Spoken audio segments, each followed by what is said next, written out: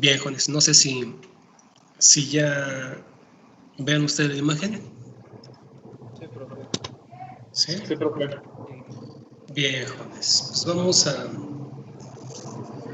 vamos a empezar entonces, jóvenes. Bien, en la clase pasada estábamos hablando del concepto que llamamos resistencia al corte. El objetivo de retomar el concepto de resistencia al corte en una masa de suelo es porque el problema del movimiento del agua o el agua que podría estar ocupando los espacios vacíos del mismo, así como el movimiento de esta a través de estos espacios vacíos, pues se convierte en mecanismos de falla como consecuencia de incrementar el estado de esfuerzos dentro de la masa, pero también como consecuencia de que reduce la resistencia al corte.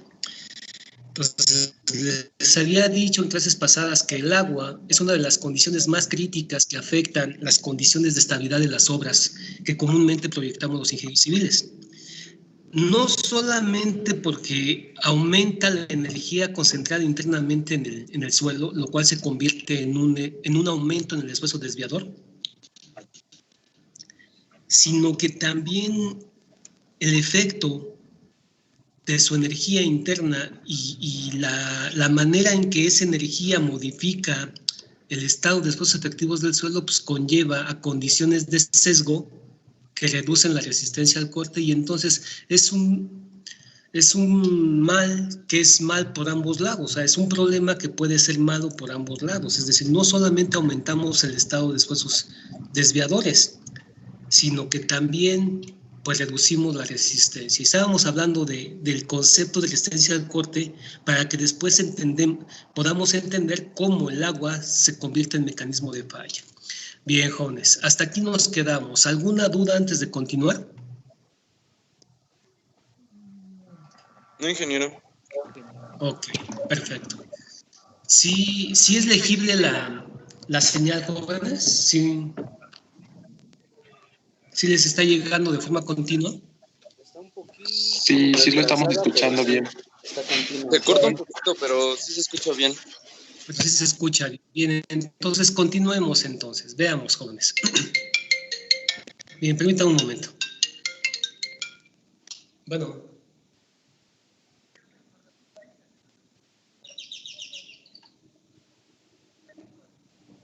Perfecto. Gracias, Alfredo. Gracias haciendo eso. ¿Sale? Sí, también ahorita. No te preocupes, nos hablamos en la tarde. Hasta luego. Bien, jóvenes, perdón. Entonces, ahora sí. Regresando, habíamos dicho que el concepto que llamamos resistencia al corte es la contribución de dos resistencias que tienen que ver con la forma en que se estructura físicamente una masa de suelo. A esa resistencia al corte, que tiene que ver con el estado de esfuerzos máximos cortantes que es capaz de soportar antes de que sus partículas presenten desplazamientos relativos unos respecto a otros, pues Coulomb la definió como la suma de la contribución de dos resistencias. Una, la que comúnmente llamamos cohesión, y una segunda, la cual llamamos resistencia a la fricción. La resistencia a la cohesión tiene que ver con la resistencia que se moviliza entre la fase fluida del suelo, en este caso la fase líquida, en su trabajo conjunto con la fase sólida. La resistencia a la fricción, que tiene que ver con el estado de esfuerzos propios entre sólido y sólido en un suelo y un coeficiente de fricción que se establece según el grado de compacidad, pues eso básicamente tiene que ver con la resistencia que se va a movilizar entre el sólido en contacto con el sólido dentro de las partículas que conforman el esqueleto del suelo, y que directamente está relacionado al estado de esfuerzos litostáticos que tiene la masa por su peso propio y que se establece en el contacto sólido-sólido, y que a ese esfuerzo lo llamamos esfuerzo efectivo, y tiene que ver con el grado de trabazón de las partículas. Este grado de trabazón de las partículas pues es un concepto directamente asociado a algo que hemos llamado compacidad relativa. Y la compacidad relativa de un suelo pues tiene que ver realmente con la superficie de contacto que pueda tener entre sólido y sólido, y eso tiene que ver con el tamaño, con la forma y con la textura de las caras, así como el grado de graduación que tienen las partículas para tener cierto grado de acomodo entre ellas, y consecuentemente a la rugosidad que se puede establecer en el contacto sólido-sólido. Bueno, a ese parámetro que mecánicamente define las condiciones físicas en la forma en que se estructura y que se acomoda el esqueleto sobre un suelo, lo llamamos compacidad relativa y que tiene un valor que es cuantificable como coeficiente de fricción que hemos llamado ángulo de fricción interna. De esto estuvimos hablando la clase pasada. ¿Hasta aquí no hay dudas? No creo. ¿No? Bueno, No.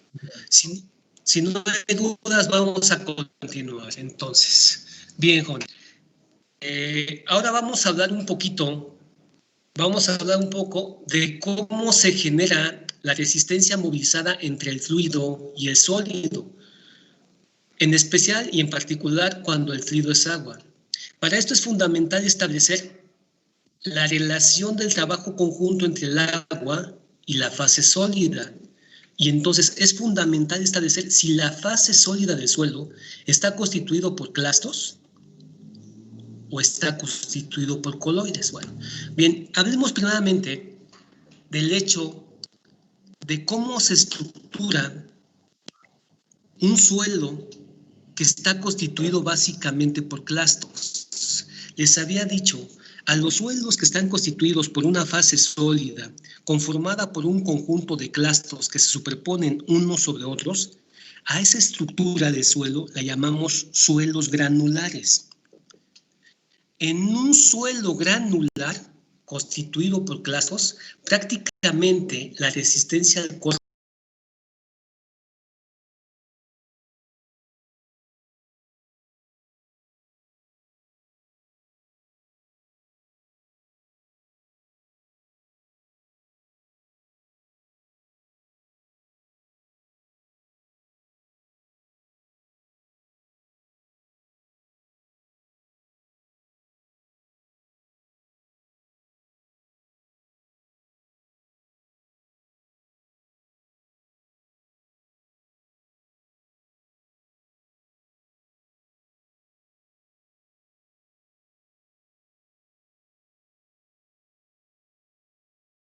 que están formados por clastos, pero que los clastos poseen cierta graduación, y con base a esa graduación, entonces puedo tener un esqueleto en el cual las partículas sólidas más gruesas dejan espacios vacíos que son ocupados no precisamente por el agua, sino que son ocupados por partículas sólidas un poco más pequeñas.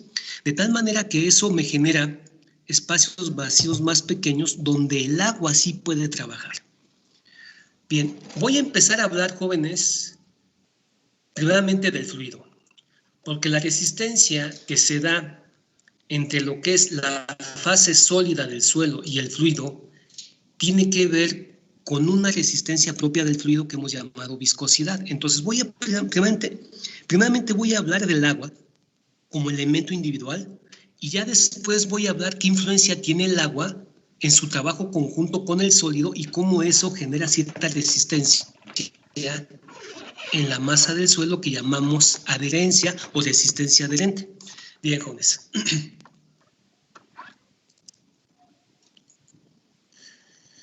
Bien, voy a hacer uso de esta diapositiva, en el cual, en esa diapositiva, imagínense que existen dos partículas sólidas que constituyen el esqueleto sólido del suelo dentro de la estructura de la masa. Y solamente voy a hablar de estas dos partículas, porque lo que pasa en estas dos partículas pasa en toda la masa y en todas las demás partículas dentro de la masa. Bueno, pues imagínense que tengo dos de tantas partículas que mantienen cierto contacto en ciertos puntos entre sólido y sólido. y que esas partículas dejan cierto hueco que puede ser ocupado en este caso, y no puede ser ocupado. Voy a pensar específicamente que está ocupada por agua. Y voy a pensar que todo esto está ocupado por agua. Quiere decir que voy a suponer que el suelo no solamente está saturado, sino que también voy a suponer que el suelo se encuentra en condiciones de sumersión. De una vez, para explicar la influencia que tiene el posible movimiento del agua dentro de la resistencia al corte. Bueno, jóvenes, si este hueco o espacio vacío está lleno de agua, bueno, las personas que estudiaron la influencia que tiene el agua dentro del comportamiento mecánico de la masa del suelo, nos han explicado que la clasificación del agua dentro de la estructura del suelo se ha clasificado en aquella que hemos llamado agua intersticial, agua adherida o absorbida y agua libre. Bien, ¿a qué llamamos agua intersticial?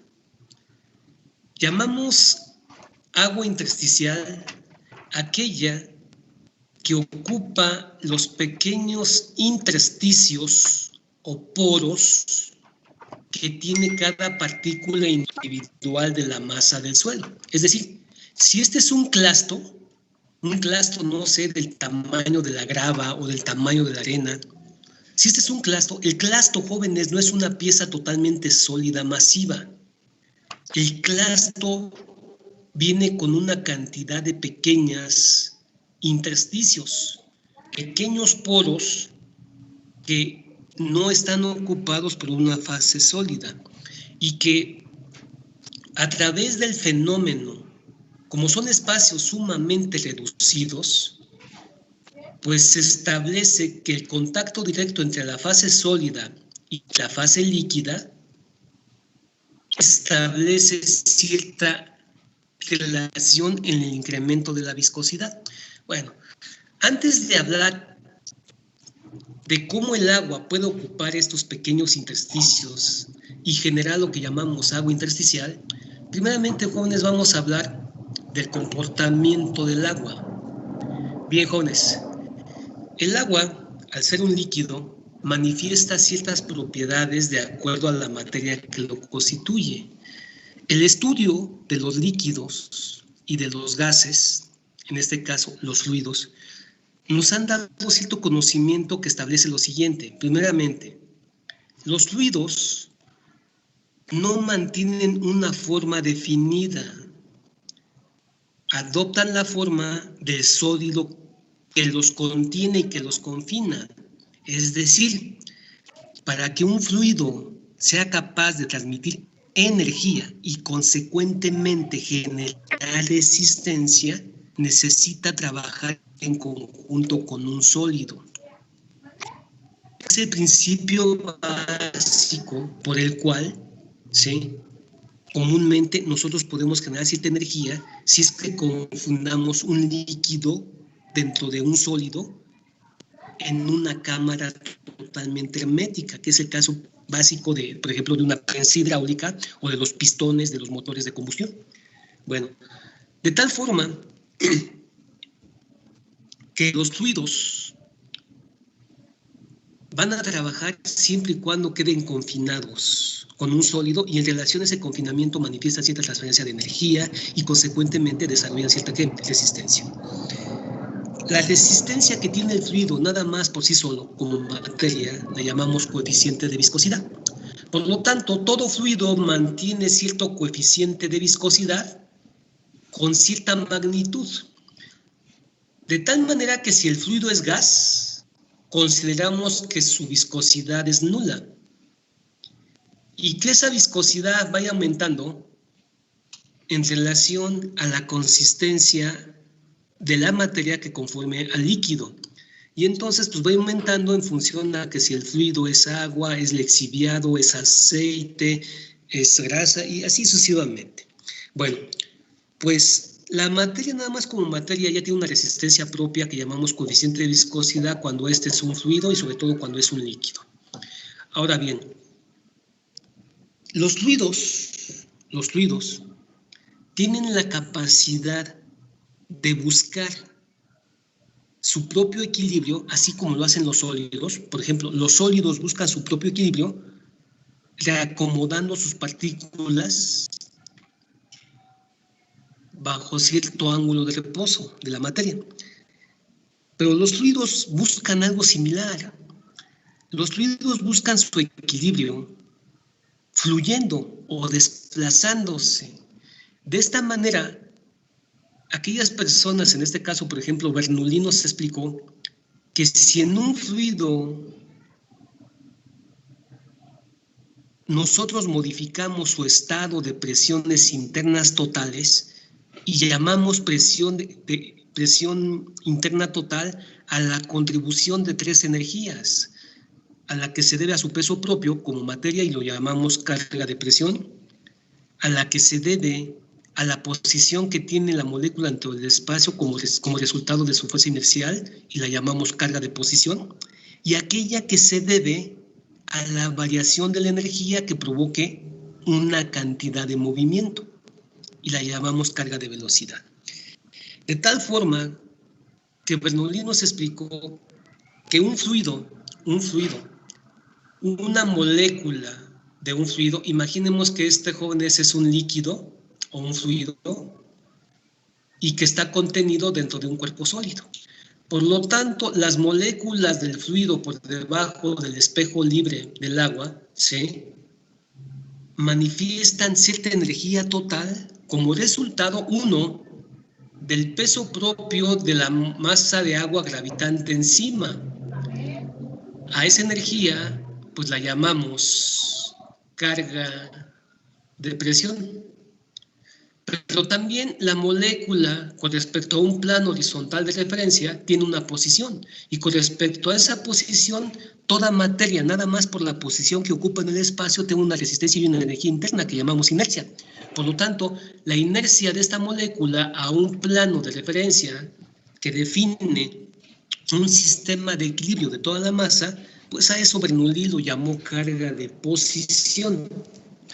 Y por último, pues las moléculas pueden tener una carga adicional dependiendo de si estas dos cargas iniciales, estas dos cargas que llamamos cargas estáticas, ¿sí?, que tiene que ver con la carga de posición y con la carga de presión, si la energía entre las moléculas estáticas del agua no están en equilibrio y existe una variación de esa energía, pues entonces existe una cantidad de movimiento.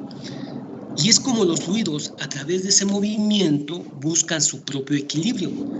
A tal grado que cuando un líquido ha alcanzado su propio equilibrio, pues este va a manifestar una superficie libre, neutra, la llamamos carga, que comúnmente es un plano totalmente horizontal y que nos define que la masa del líquido acá abajo se encuentra en equilibrio.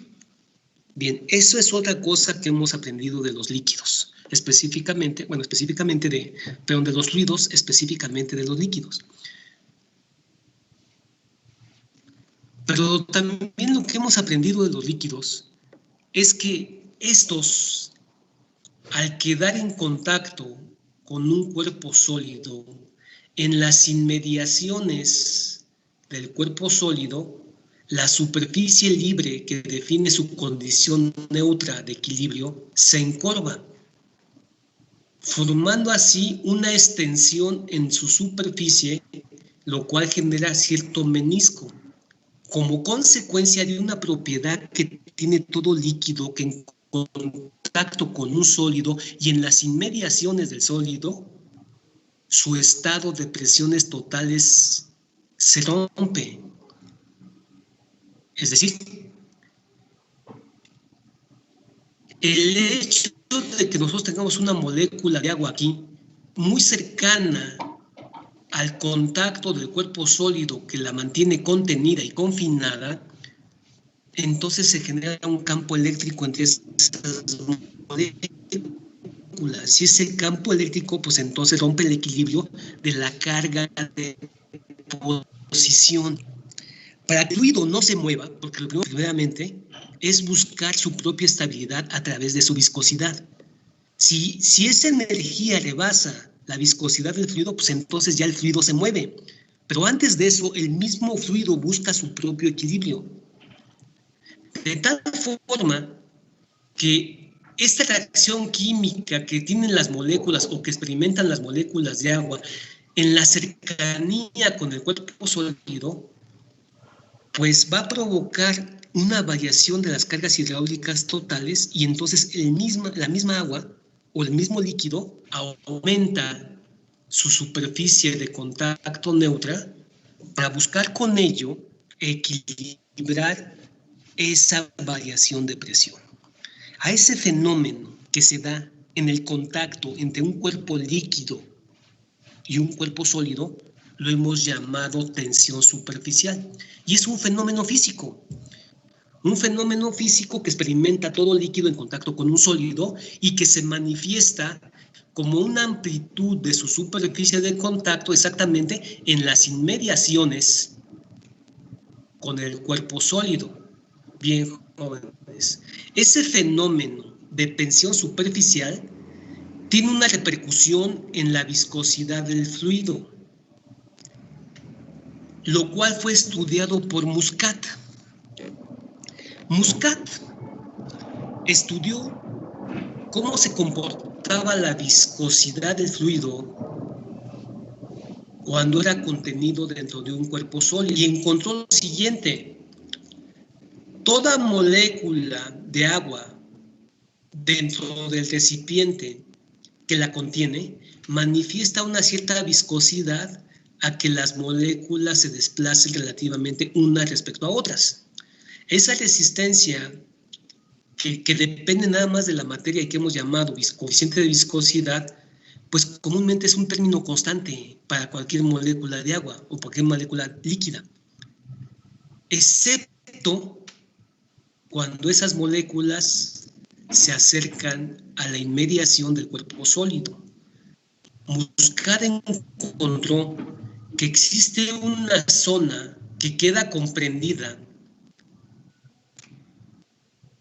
en las inmediaciones del líquido con el sólido, a la cual llamamos zona de incidencia de tensión superficial.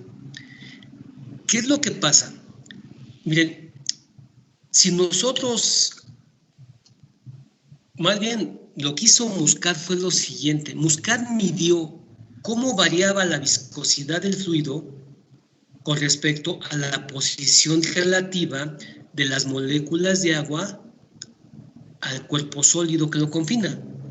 Y encontró lo siguiente, que cuando las moléculas de agua se localizan a una distancia relativa muy lejana al cuerpo sólido, la viscosidad del fluido solamente es la resistencia que tiene por propia materia.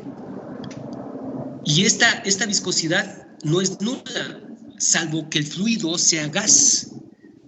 Pero si estamos hablando de un líquido, entonces esta viscosidad tiene cierto valor. Es decir, si yo tuviese aquí un eje que define la escala de la magnitud de la viscosidad, pues entonces esa viscosidad tiene un cierto valor, que no es cero. Sería cero, le repito, si el fluido fuese un gas y si ese gas fuese aire. Pero si estamos hablando de un líquido, esa viscosidad no es nula y entonces tiene un cierto valor. Y esa viscosidad es constante, independientemente que la molécula esté aquí, o esté acá, o esté acá, o esté acá. O independientemente que esté más profunda del espejo del agua. Es decir, la viscosidad es un término constante independientemente de la posición que guarden las partículas dentro del líquido. Y el valor es un valor constante, excepto cuando esas moléculas se encuentran dentro de esta zona. Dentro de la zona donde el mismo líquido generó un fenómeno de tensión superficial para equilibrar el cambio de las presiones totales a través de la reacción química entre el líquido y el sólido. ¿Qué es lo que pasa? Que cuando la molécula de agua se va acercando cada vez más al cuerpo sólido y entra dentro de la zona que llamamos zona de tensión superficial, en ese momento su viscosidad ya no permanece constante. Su viscosidad empieza a aumentar. Y empieza a aumentar en una curva de espiral logarítmica. Es decir, este aumento de la viscosidad, este aumento en la escala de la viscosidad no es lineal creciente, es creciente con una espiral logarítmica y que va siendo cada vez mucho mayor en la medida que la molécula de agua, se va acercando al cuerpo sólido. De tal forma que aquellas moléculas de agua que están muy cercanas al cuerpo sólido tienen un coeficiente de viscosidad tan grande en comparación a aquellas moléculas de agua que están muy alejadas del cuerpo sólido,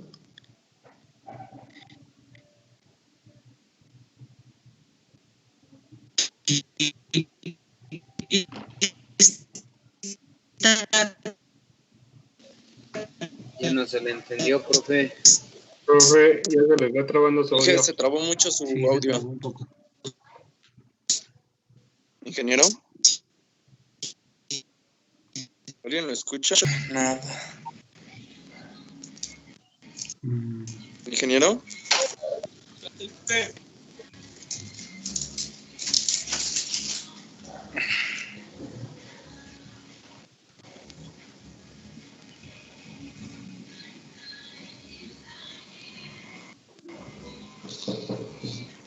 Pásale, prima, adelante. práctica por eso, ¿perdón? Ya no se escuchó, profe, nada. Ingeniero, no se escuchó nada. Cuando la viscosidad empezaba a incrementar en contacto con el sólido, ahí nos quedamos y se empezó a trabar el audio.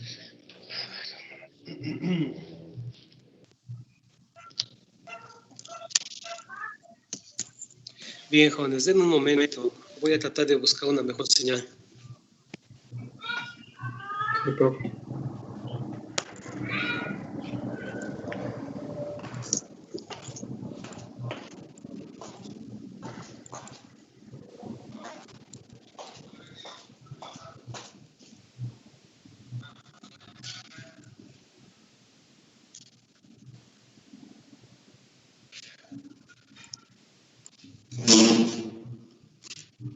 Bien, jóvenes, no sé aquí cómo se escucha. Al parecer creo que ya se escucha un poco mejor, ingeniero. ¿Se escucha mejor? Sí. A ver, entonces, continuemos. Bien, estábamos explicando que Muscat estudió la relación que existe entre la posición que tienen las moléculas de agua y su viscosidad, sobre todo cuando esas moléculas de agua se acercan a las inmediaciones del cuerpo sólido. Bien, les había dicho, todo líquido en contacto con un sólido experimenta un decremento en sus presiones totales como resultado de la atracción química o de la atracción de los campos magnéticos entre la molécula de agua y las moléculas del cuerpo sólido. Con base en eso, el mismo líquido busca su propio equilibrio incrementando su superficie de contacto. Por esa razón, en las inmediaciones de contacto entre un líquido que queda confinado por un cuerpo sólido, se forma una extensión de su superficie de contacto en su área neutra, que es su superficie libre. Ese menisco simplemente se debe a un fenómeno que hemos llamado tensión superficial. Y como consecuencia de esa tensión superficial, la viscosidad del fluido crece. Muscat estudió ese fenómeno y encontró, jóvenes, que la viscosidad del fluido, si nosotros sacamos una relación entre la viscosidad del fluido y cómo varía esta en relación a su cercanía con el cuerpo sólido, encontró lo siguiente. Si tuviéramos una escala en la cual pudiéramos medir la viscosidad del fluido en relación a la posición de las partículas con respecto al cuerpo sólido, pues Muscat encontró, jóvenes, que esta viscosidad en el fluido tiene cierto valor que no es nulo. Solamente va a ser nulo cuando el fluido sea un gas y cuando ese gas sea aire. Pero en un líquido, cualquier líquido, yo tengo cierto valor de resistencia nada más por la materia, que llamamos coeficiente de viscosidad. Y este coeficiente de viscosidad es un valor constante, independientemente de la posición de las partículas de agua dentro de la misma masa líquida, excepto en aquellas moléculas de agua que están cerca a la inmediación del cuerpo sólido. Por lo tanto, lo que hizo Muscat fue graficar la relación entre la viscosidad y la posición de las moléculas al cuerpo sólido, y encontró que aquellas moléculas de agua que estaban a una longitud muy grande con respecto al cuerpo sólido, la viscosidad se mantenía constante en esas moléculas, excepto en aquellas que por su cercanía se encontraban en la zona de tensión superficial. Y encontró, jóvenes, que la viscosidad del fluido en esas moléculas empezaba a crecer en forma espiralmente logarítmica. De tal manera que la viscosidad del fluido, a partir de esta longitud a la cual llamamos zona de tensión superficial, incrementaba su viscosidad o su resistencia dentro del mismo fluido como materia, pero que ésta se iba incrementando a tal punto que aquellas moléculas de agua que estaban prácticamente en contacto con el cuerpo sólido tenían un coeficiente de viscosidad tan grande que el coeficiente de viscosidad del fluido adquiría una resistencia muy similar al módulo elástico del cuerpo sólido. Es decir, en esta zona de aquí a acá, y sobre todo en la medida que me acerco más al cuerpo sólido, el líquido se comporta más como un sólido que como un líquido. ¿Se entendió eso? Sí. Sí, Inge. Ok. Pues a eso, jóvenes, a eso lo hemos llamado incremento de resistencia como resultado de la película de agua adherida al cuerpo sólido. Y ese es un fenómeno que experimenta todo líquido en contacto con un sólido. ¿Ustedes lo han experimentado? Si es que les ha tocado, jóvenes, sacar dos cubetas, una respecto a otra, bueno, si ustedes introducen el cuerpo de una cubeta dentro del cuerpo de otra de igual tamaño, en donde si meten una respecto a otra y estas cubetas, las paredes de las cubetas están secas, si están completamente secas, para sacar una cubeta de otra y para desplazar la pared de la cubeta que está en el interior de la otra, que es la camisa externa, lo único que tienen que hacer es vencer la fricción en las paredes de esas cubetas para poder desplazar ambos cuerpos. Y lo logran sin ningún problema. ¿Por qué razón? Pues porque comúnmente el confinamiento lateral entre los cuerpos sólidos prácticamente es nulo y consecuentemente lo único que tienen que vencer es el coeficiente de fricción. Pero si ustedes humedecen o le colocan cierto fluido con cierta cantidad dentro de la cubeta de la camisa externa donde van a introducir la otra y las quieren separar, no sé si lo han hecho, me imagino que sí, porque es un fenómeno muy común, ¿sí? Han experimentado, jóvenes, que la resistencia al desplazamiento es tan grande que muchas veces ustedes solos no pueden separar ambas cubetas y que muchas veces requieren que otras personas les ayude para incrementar el esfuerzo y poder, ¿qué? Y poder separarlas. No sé si les ha pasado. Sí, ingeniero. Sí, Inge. Ingeniero. Sí, sí me ha pasado mucho. ¿Todo lo han experimentado? Bueno, pues lo que han experimentado en eso simplemente es este fenómeno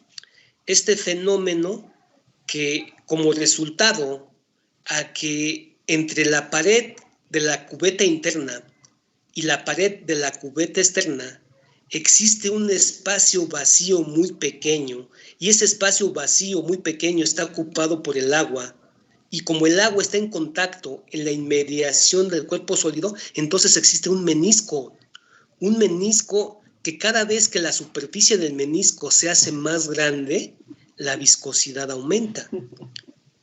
Por lo tanto, si entre ambas paredes existe ese fluido y ese fluido experimenta el fenómeno de tensión superficial, la viscosidad del fluido crece a un valor tan grande que prácticamente, jóvenes, necesitamos un esfuerzo sumamente grande para poder vencerla. Y es la única manera en que podemos desplazar la camisa interna de una cubeta con respecto a la camisa externa de la otra, en donde está contenida. Ese fenómeno de resistencia que ustedes han experimentado y han medido al tratar de separar ambas cubetas, pues simplemente es el fenómeno que tiene la resistencia del fluido en contacto con el cuerpo sólido y que hemos llamado agua adherida. ¿Se entiende lo que es el agua adherida? Sí, profe. Sí, ingeniero. Bueno, jóvenes, mecánicamente Muscat dijo que el agua que está aquí dentro de la zona de tensión superficial del líquido en contacto con el sólido, esta zona experimenta una viscosidad tan grande que genera una resistencia sumamente grande a su desplazamiento. A esa resistencia es lo que hemos llamado cohesión. Y que esa cohesión, ahorita les explico cómo se moviliza aquí en las partículas de un suelo. Bueno, pues entonces dice, al agua que está aquí, en esta zona, dentro de esta zona de tensión superficial, es lo que hemos llamado agua absorbida o agua adherida. La masa de agua que está fuera de esa zona, me estoy refiriendo a esta zona, ese es el agua que se puede mover. Ese es el agua que por su peso propio puede desplazarse, ya que para desplazar el agua en esta zona simplemente necesito vencer a este coeficiente de viscosidad, que comúnmente es muy bajo en el agua, sobre todo cuando es agua. Por lo tanto, si alguna masa de agua se puede mover como resultado de su energía interna, es el agua que está fuera de esta zona. Y a esta agua que está fuera de esa zona, a esa le hemos llamado agua libre. ¿Se entiende? Guapo, ya salí para ya el con mi carne y todo eso. Ya. ¿Cómo vas? ¿Estás en Sí, ingeniero. Sí. Ok. Pues entonces, platicando ahora sí, ya que les quedó claro qué es el agua adherida, qué es el agua libre y qué es el agua intersticial. Bien, ¿qué es el agua intersticial? Bueno, les repito, miren, llamamos agua intersticial al volumen de agua que ocupa estos pequeños poros dentro de los clastos individuales de la fase sólida del suelo. Les había dicho, los clastos individuales de un suelo no son masas totalmente masivas, sino que tienen pequeños huecos donde el agua puede lentamente entrar dentro de estos huecos. Bien, jóvenes, la única manera de que el agua pueda penetrar por esos pequeños poros es como resultado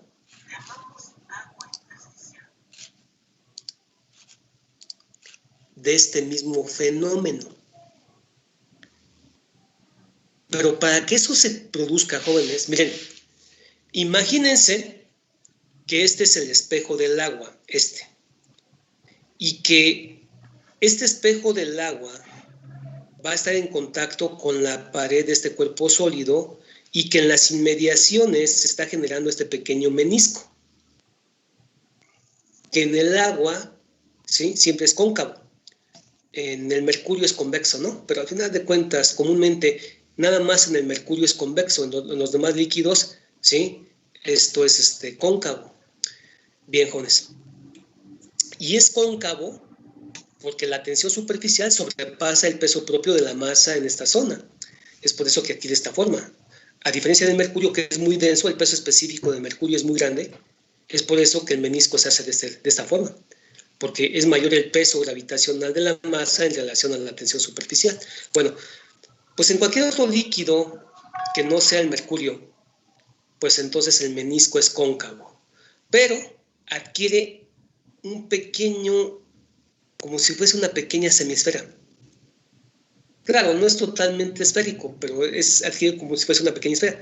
Si este mismo fenómeno en el espejo del agua yo lo tuviera acá, porque a lo mejor imagínense que esta es la pared del recipiente y acá tengo la otra pared de ese mismo recipiente. Por lo tanto, este mismo fenómeno aquí lo tendría yo de este lado, en esta pared. Imagínense eso, no está dibujado, pero imagínense. Bueno, pues resulta ser que solamente en cierta longitud, se establece este pequeño menisco que lo hace en esta cara y lo haría en esta cara. Pero ¿qué pasa si la separación que hay entre esta pared y esta pared se va reduciendo?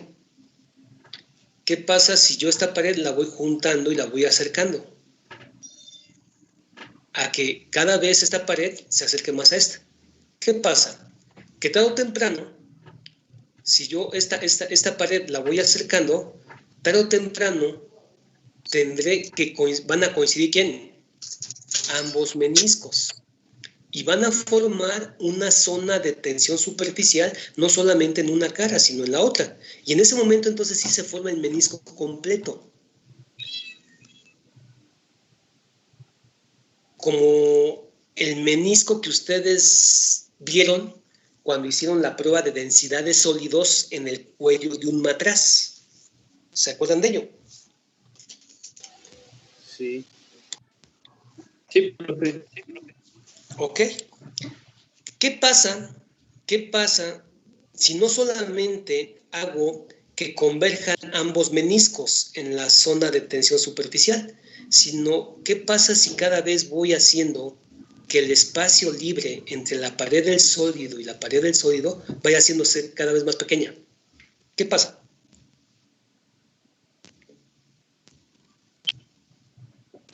Ya no queda agua libre, ¿o sí? Ya no queda agua libre, exactamente. Cuando eso pasa, entonces ya no existe agua libre y todo es lo que llamamos agua de vida. Pero no solamente existe eso.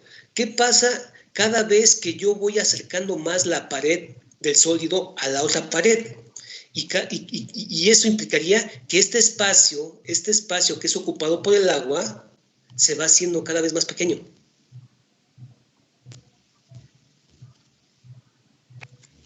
El agua asciende, ¿no? ¿El agua qué? Asciende. Perdón, más fuerte. El agua asciende.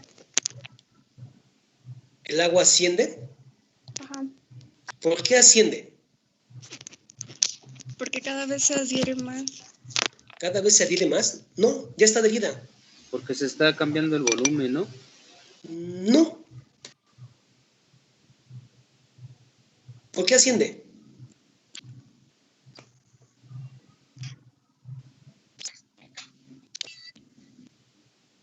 Estoy de acuerdo con lo que dijo su compañera. El agua tiene que ascender, pero ¿por qué asciende?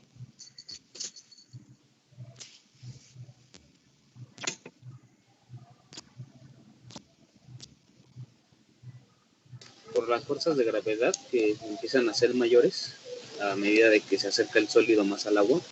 No, más bien es el efecto contrario. Cada vez que ustedes hacen que este espacio que hay entre esta pared y esta pared se vuelva más pequeño, esta superficie aumenta de tamaño. Y el aumento de tamaño en el menisco tarde o temprano va a provocar una tensión neutra negativa mayor al peso propio de la propia masa. Y en ese momento, el agua misma, por la forma en que se adopta el menisco, ella misma rompe el equilibrio que tiene que ver con su carga de presión. Es decir, en ese momento, la carga de posición, por la forma en que se da el menisco y por la amplitud de la extensión de su superficie libre, su carga de posición con respecto a la carga de presión que tiene que ver con el peso gravitacional es mayor. Y entonces se genera teóricamente una presión o una carga de presión, se genera una carga de presión teórica negativa. Y es como si la misma agua se empujara para arriba, buscando su propio equilibrio. Les había dicho, cuando ya la distorsión de la superficie del agua es tan grande que venza esa tensión o esa energía, venza a su propia viscosidad y su propia viscosidad ya no la contenga y la mantenga en equilibrio, pues entonces el fluido tiene que moverse. Pues es el fenómeno que pasa aquí. Cuando ya la tensión superficial aquí provoca un menisco tan grande y tan extenso, en ese momento la carga de posición es mayor que la carga de presión asociada al peso gravitacional de la masa, y en ese momento se genera una presión negativa que es mayor a la viscosidad en la película de agua adherida, y entonces el fluido busca su propio equilibrio. ¿Cómo? Moviéndose. ¿Hacia dónde? Pues si se generó una presión negativa aquí, pues entonces el fluido tiene que ascender. Fenómeno que hemos llamado ¿qué? Capilaridad. Capilaridad. Pues ese fenómeno de capilaridad va a provocar que el agua pueda introducirse en estos pequeños espacios vacíos. Pero aún así, fíjense, independientemente que el agua puede penetrar en estos pequeños espacios intersticiales, que son huecos muy pequeños, donde a través de la tensión superficial por capilaridad y bajo una presión negativa, esto puede introducirse, para que el agua ocupe este espacio, no solamente se tiene que dar el fenómeno de tensión superficial negativa que provoque que esto pueda ascender y que por capilaridad pueda introducirse, sino que tenemos que desplazar a la masa de gas que hay aquí. Si la masa de gas no tiene salida, pues no se va a mover. Porque al final de cuentas también hay un principio básico que dice que los fluidos, ya sean gases o líquidos, son incompresibles. Por lo tanto, si hay, independientemente que el agua penetre, pues va a penetrar hasta que el mismo gas que está aquí atrapado, pues ya no lo deje moverse. Es que estos intersticios no están todo llenos de agua, hay cierta gas atrapado aquí. Y no solamente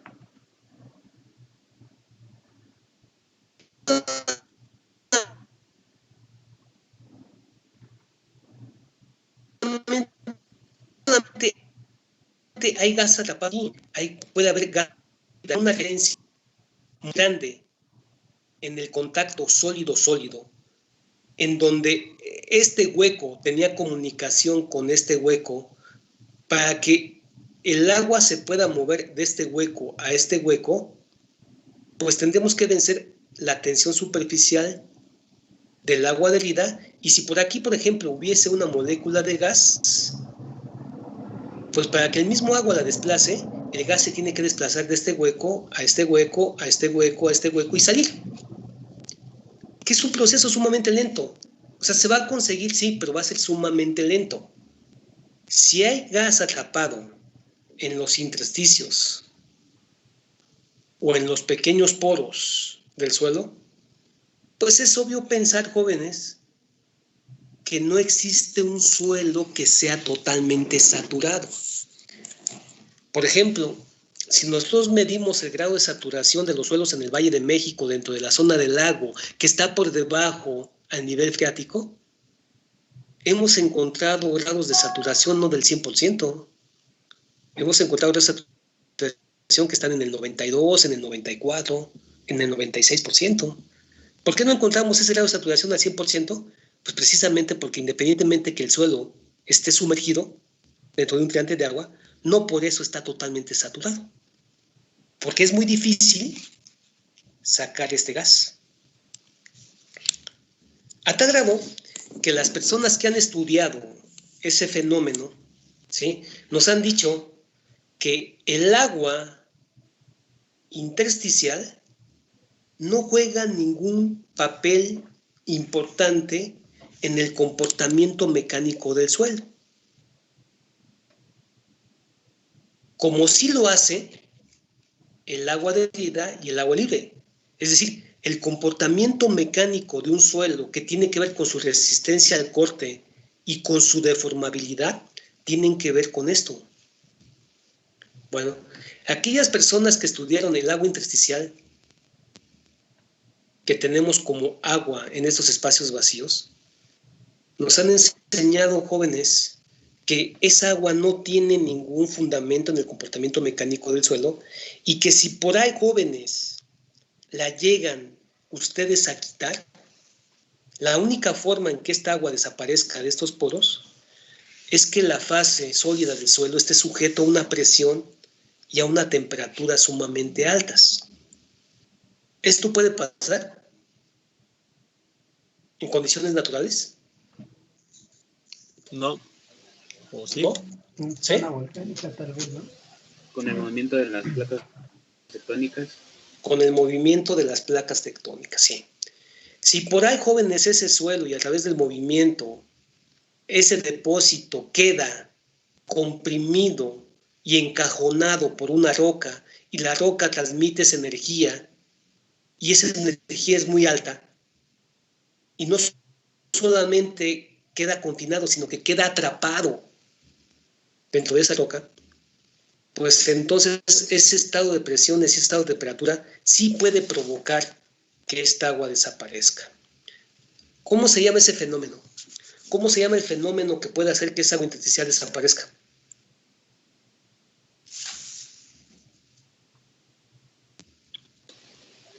¿Es una subducción? No.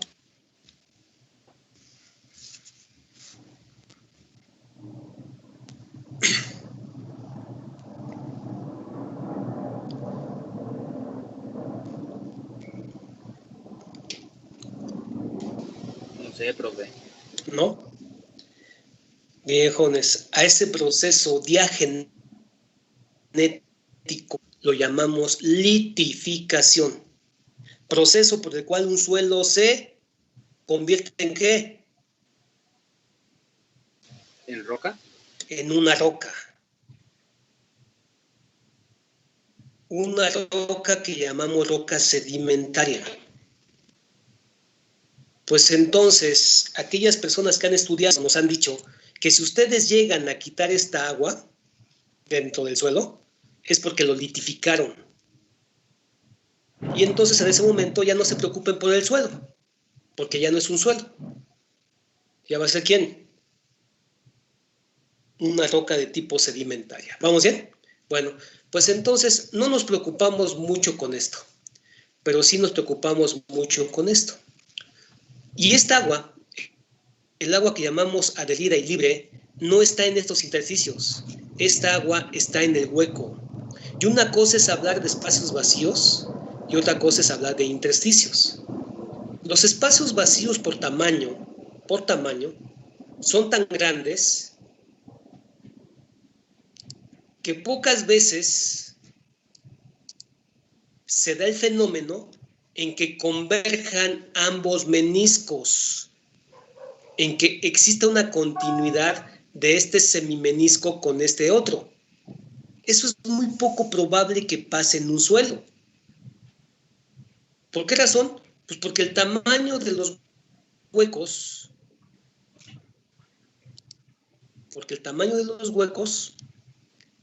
relativamente en relación a la molécula de agua, es sumamente grande y por lo tanto no hay manera que el menisco que se da en esta zona, lo que yo tengo aquí, jóvenes, es la fase sólida y esto está lleno de agua.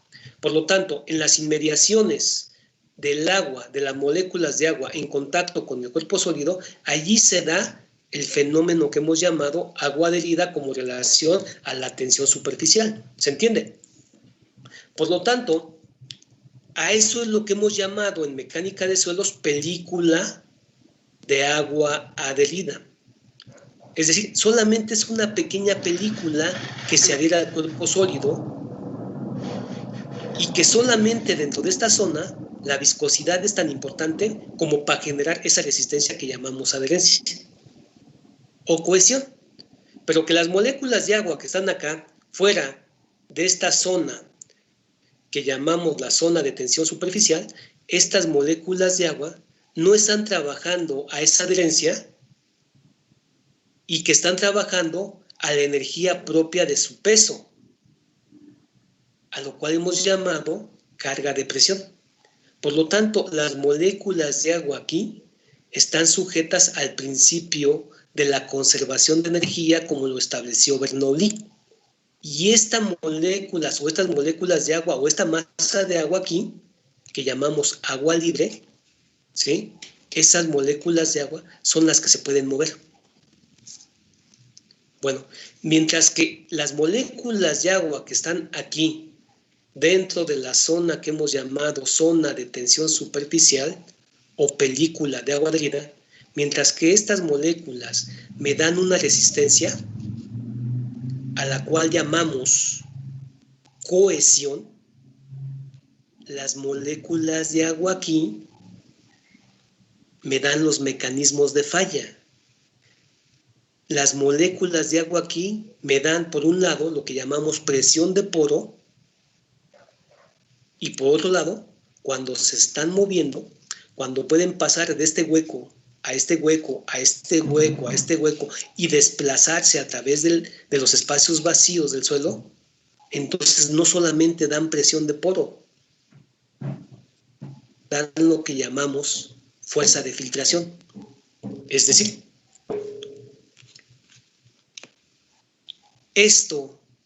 el agua que está aquí, es la que provoca las condiciones de sesgo en la asistencia al corte del suelo y es la que provoca incremento de esfuerzo desviador en la masa del suelo.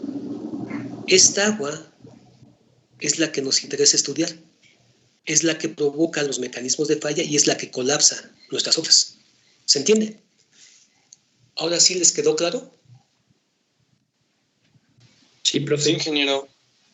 Ok, pues en el ámbito de la materia que se llama técnicas de drenaje, estudiamos la relación de esta agua y de esta otra. Una me da resistencia y la otra provoca la falla. Bueno, pues primeramente vamos a hablar de la que nos da resistencia. Vamos a hablar, jóvenes, de la relación de resistencia que hay entre la interacción entre el fluido aquí y el sólido. Es decir, vamos a hablar de la resistencia movilizada entre el líquido y el sólido. Bueno, pues les repito, cuando yo tengo que la fase sólida del suelo está formada por clastos, que es el caso de este dibujo, en el cual yo tengo un clasto y otro clasto, y que dejan un hueco o un espacio vacío que puede estar lleno de agua, y que esa agua en las inmediaciones del cuerpo sólido genera un fenómeno de tensión superficial que me da una cierta película de agua adherida. Cuando es así, cuando el esqueleto del sólido son clastos, pues entonces se da un fenómeno físico asociado a algo que llamamos tensión superficial. Y se genera lo que llamamos la película de agua absorbida. Como resultado de esa película de agua absorbida entre la fase líquida y la fase sólida del suelo, en la inmediación de esa película, se genera una fuerza resistente que hemos llamado cohesión aparente. ¿Por qué llamamos cohesión aparente? Por la siguiente razón, todos acá, jóvenes, mucha atención. Esta cohesión se debe a esta película. Y es el resultado del aumento de la viscosidad del fluido en la zona de tensión superficial. Pues así como existe un fenómeno físico por el cual se genera esa tensión superficial y nosotros tenemos cierta película de agua adherida y consecuentemente tenemos cierta resistencia adherente, pues así como se generó, así también puede desaparecer.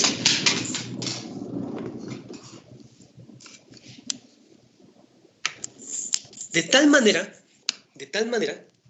que es por eso que a esa resistencia que se debe a ese fenómeno y que se da solamente entre el agua y los clastos, porque es importante establecer que es la resistencia entre el fluido líquido, que es el agua, con los sólidos, pero siempre y cuando los sólidos sean clastos, entonces eso hipotéticamente me da una resistencia que es aparente, que existe solamente en el momento que exista la película de agua adherida, pero que es muy probable que a través del tiempo esa película de agua adherida pueda desaparecer.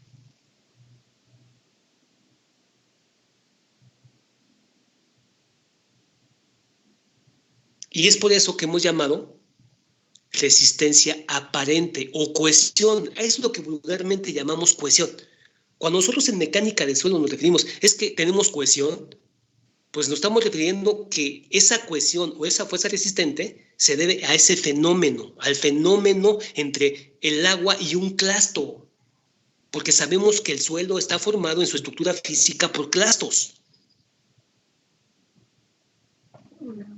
Y sabemos que esa cohesión no es un parámetro constante de resistencia. Sabemos que esa cohesión puede desaparecer. ¿Qué podría hacer, jóvenes, que esa cohesión desapareciera?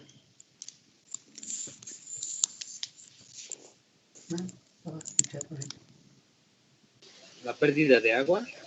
La pérdida de agua. ¿Cómo puede pasar esa pérdida de agua? Por extracción de agua del subsuelo. No. Esto se llamaría consolidación. La consolidación no provoca la pérdida de la película de agua adherida. No tiene esa capacidad para hacer que esa película desaparezca. ¿Qué otro fenómeno sí lo tiene?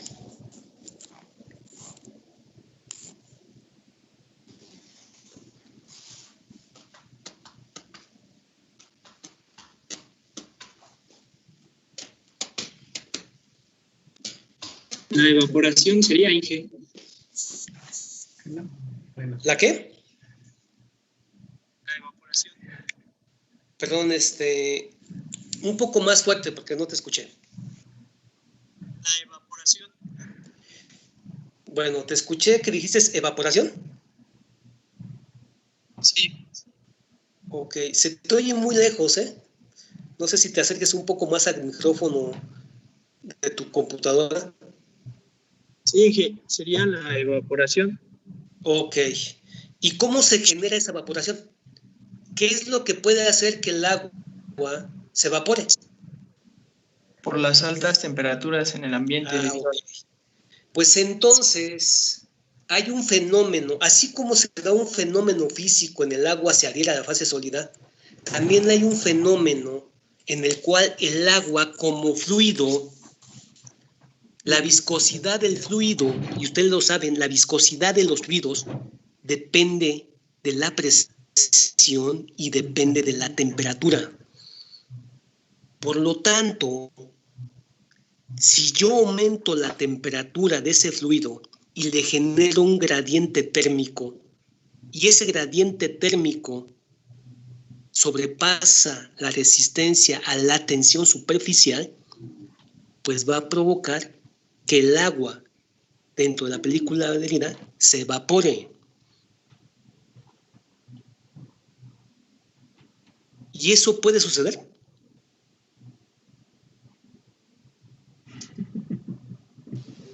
Pues sí, ¿no? Pues sí, claro que sí. Claro que sí. Y el caso más típico de cómo trabaja la tensión superficial en un suelo granular es cuando ustedes van a la playa y hacen castillos de arena. Le dan forma a la arena y la mantienen confinada un clasto de arena a otro clasto de arena y se mantiene estable siempre y cuando exista cierta humedad entre sus partículas. ¿Por qué razón? Pues porque en esa humedad está la tensión superficial y en esa tensión superficial está la película de agua adherida que aumenta la viscosidad y hace que los sólidos trabajen dentro de esa película adherida, ¿sí?, como si fuesen un cuerpo totalmente sólido y el agua trabaje con ese sólido. Y de esa manera le pueden dar forma al castillo de arena. Y permanece estable ¿hasta qué?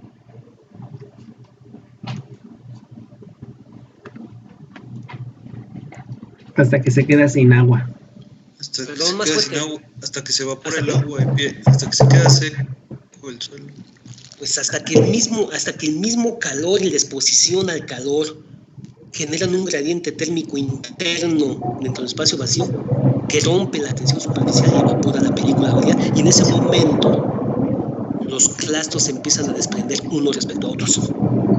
Y esa hipotética cohesión que las mantenía estable deja de actuar. Pues ese fenómeno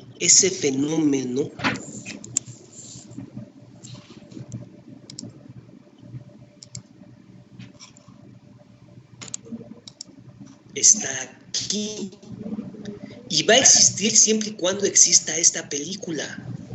Pero en el momento que esta película desaparezca, en ese momento lo único que mantiene estable a que esta molécula o esta partícula clástica del suelo no se separe de esta otra es la fuerza de fricción aquí. ¿Se entiende? Sí. Okay. Inge, tengo una pregunta. Claro. Cuando hablamos de compactación, ¿el agua líquida que funciona como lubricante para permitir que las partículas se reacomoden? ¿O ya es el agua adherida? No. El agua es agua libre. La que te genera el reacomodo en el proceso de compactación es agua libre, no agua adherida. ¿Sí? Gracias. Y es por eso que buscamos, mira, es por eso que no todos los suelos son compactables. No sé si les explicaron esto. Sí. Para que un suelo sea compactable, primeramente tiene que cumplir con cierta granulometría. Si nosotros buscamos esa granulometría es porque estamos buscando